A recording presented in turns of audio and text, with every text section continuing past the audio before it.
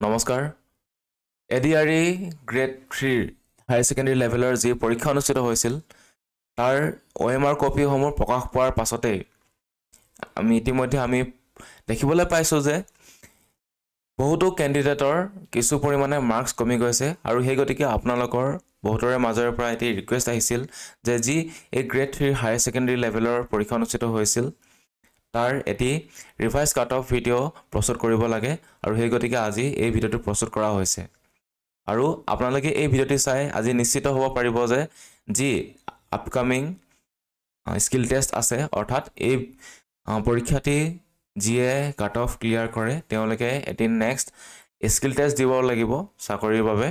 চাকৰি নিশ্চিত কৰিবৰ বাবে এই স্কিল টেষ্টৰ বাবে আপোনালোকে অনুশীলন আৰম্ভ কৰিব পাৰে নে নৰে আজিৰ ভিডিওটিৰ পৰা আপোনালোকে নিশ্চিত হ'ব পাৰিব আৰু যদি আপোনালোকে এই যি এক্সপেক্টেড কাট অফ আছে আপোনালোকৰ তাতকৈ যদি কম হৈছে অৰ্থাৎ বহুত বেছি পৰিমাণে কম হৈছে তেতিয়াহলে আপোনালোকে যাতে সময় নষ্ট নকৰি নেক্সট আপকামিং যি আহিবলগীয়া পৰীক্ষাসমূহ আছে তাৰ বাবে এতিয়াৰ পৰা প্ৰস্তুতি আৰম্ভ কৰিব পাৰে আৰু তাৰ বাবে আজি এই ভিডিওটি প্ৰস্তুত কৰা হৈছে যাতে আপোনালোকে এই ভিডিওটিৰ জৰিয়তে আপোনালোকৰ যি ফিউচাৰ ডিসিজন আছে ঠিক আছে হেতু যাতে আপোনালোকে নিশ্চিত কৰিব পাৰে আৰু ক'ব বিচাৰিছো যে আপোনালোকে যদি নতুনকৈ আহিছে চেনেলটোলৈ সাবস্ক্ৰাইব কৰিব আৰু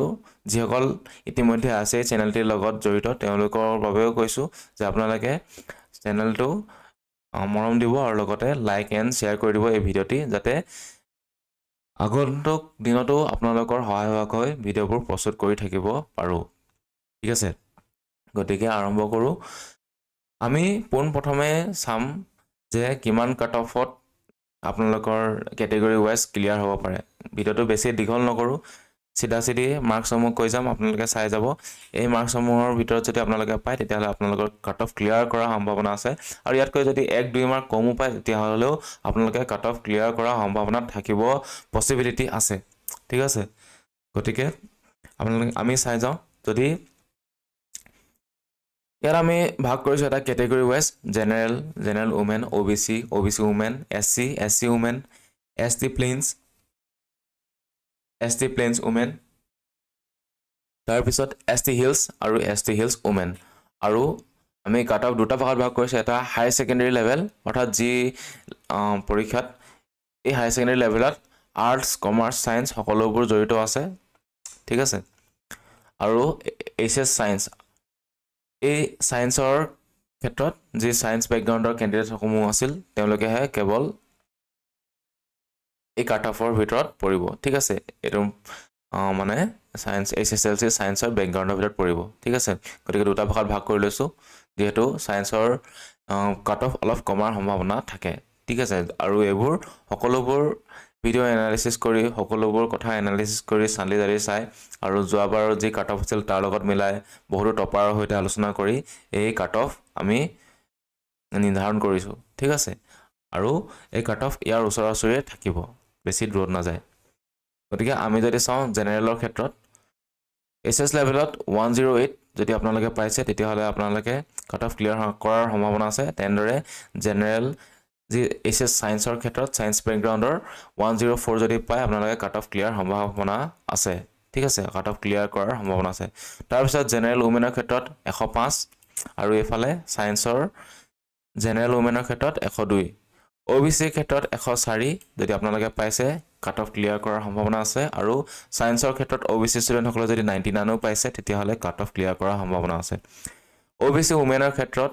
যি ৰিভাৰ্স ৰিজাৰ্ভেশন আছে তাৰ বাবে আপোনালোকে যদি 100 পায় ওবিসি ওমেন সকলে যদি 100 পায় তেতিয়াহলে কাট অফ ক্লিয়াৰ কৰাৰ সম্ভাৱনা আছে হাই সেকেন্ডাৰী লেভেলৰ আৰু হাই সেকেন্ডাৰী যি সায়েন্সৰ বেকগ্ৰাউণ্ডৰ যদি 96 পাইছে কাট অফ ক্লিয়াৰ কৰাৰ সম্ভাৱনা আছে নেক্সট আমি চাওঁ এসসি ক্ষেত্ৰত হাই সেকেন্ডাৰী লেভেল 99 হাই সেকেন্ডাৰী সায়েন্স 95 ঠিক আছে আৰু তাৰ পিছত এসসি ওমেনৰ ক্ষেত্ৰত আপোনালোকে যদি 95 পাইছে কাট অফ ক্লিয়াৰ কৰাৰ সম্ভাৱনা আছে আৰু যিসকল সায়েন্স বেকগ্ৰাউণ্ডৰ আছে সায়েন্স বেকগ্ৰাউণ্ডৰ আপোনালোকে 90 যদি পাইছে আপোনালোকে কাট অফ ক্লিয়াৰ কৰাৰ সম্ভাৱনা আছে অৰ্থাৎ আপোনালোকে নেক্সট ষ্টেপলৈ যাব এসটিপি অৰ্থাৎ এসটি প্লেন্সৰ ক্ষেত্ৰত 94 এসএস লেভেলত আৰু এসএস সায়েন্সৰ বেকগ্ৰাউণ্ডৰ 84 এসটিপি আছিলে এসএস লেভেলৰ 94 আৰু সায়েন্সৰ ক্ষেত্ৰত 84 ঠিক আছে তাৰ পিছত এসটিপি ওমেনৰ ক্ষেত্ৰত এসএস লেভেলৰ 90 যদি আপোনালোকে পাইছে আৰু যদি সায়েন্সৰ ক্ষেত্ৰত আপোনালোকে যদি পাইছে 80 ক্লিয়াৰ কৰাৰ সম্ভাৱনা আছে এছটি হিলছৰ ক্ষেত্ৰত 81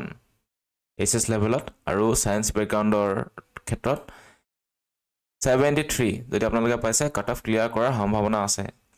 আৰু এছটি হিলছৰ ওমেনৰ ক্ষেত্ৰত 76 যদি পাইছে ঠিক আছে আপোনালোকে এছএছ লেভেলৰ কাট অফ ক্লিয়াৰ কৰিব আৰু সায়েন্সৰ বেকগ্ৰাউণ্ডৰ যিসকল কেণ্ডিডেট আছিল তেওঁলোকে যদি 70 পাইছে যি এছটি হিলছৰ ওমেনৰ যদি 70 পাইছে আপোনালোকে সায়েন্সৰ যদি হয় আপোনালোকে কাট অফ ক্লিয়াৰ কৰাৰ সম্ভাৱনা আছে আৰু তেতিয়া আপোনালোকে কি কৰিব